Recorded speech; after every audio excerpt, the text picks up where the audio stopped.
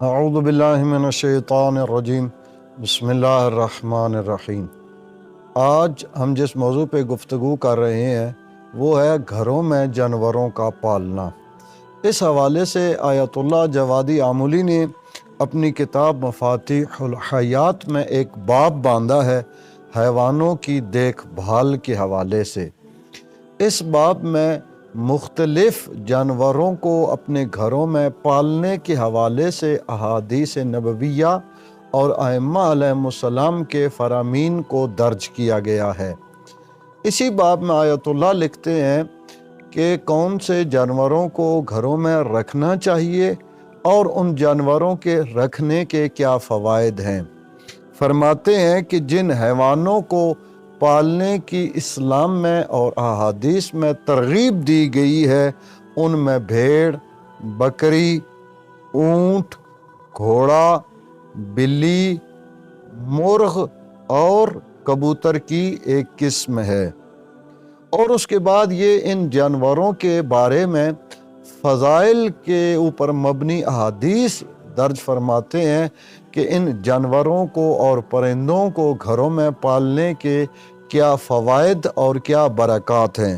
احادیث نبویہ میں سے ایک حدیث بیان کر رہے ہیں کہ جس گھر میں بھیڑ پالی جائے اس گھر میں برکت ہوتی ہے، اور جس گھر میں اونٹ ہو تو وہ اونٹ اپنے مالک کے لیے عزت اور توانائی کا سبب ہوتا ہے۔ گوسفند برکت کا موجب ہے اور گھوڑوں کی پیشانیوں میں قیامت تک کے لیے خیر بھلائی رکھی گئی ہے۔ اسی طرح امام رضا علیہ السلام کا ایک فرمان درج ہے کہ یہ مناسب نہیں ہے کہ تمہارا گھر 3 چیزوں سے خالی رہے، کیونکہ یہ تینوں گھروں کو آباد کرتی ہیں۔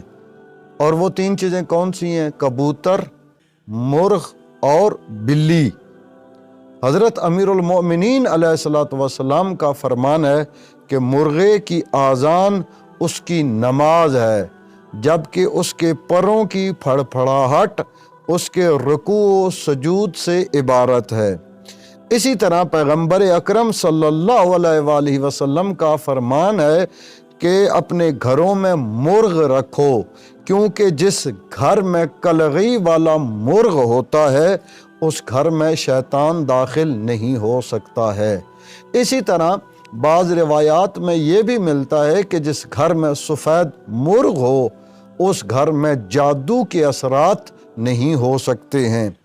اسی طرح پاک پیغمبر صلی اللہ علیہ وآلہ وسلم سے حدیث مروی ہے کہ کلغی والا سفید مرغ اپنے مالک کے گھر اور ارد گرد کے 7 گھروں کی حفاظت کرتا ہے۔ گھر میں کتا رکھنے کے حوالے سے 2 قسم کی روایات پائی جاتی ہیں۔ ایک قسم کی روایات میں ممانعت کی گئی ہے کہ گھروں میں کتا نہ رکھا جائے، جبکہ ایک قسم میں گھروں میں کتا رکھنے کی اجازت دی گئی ہے۔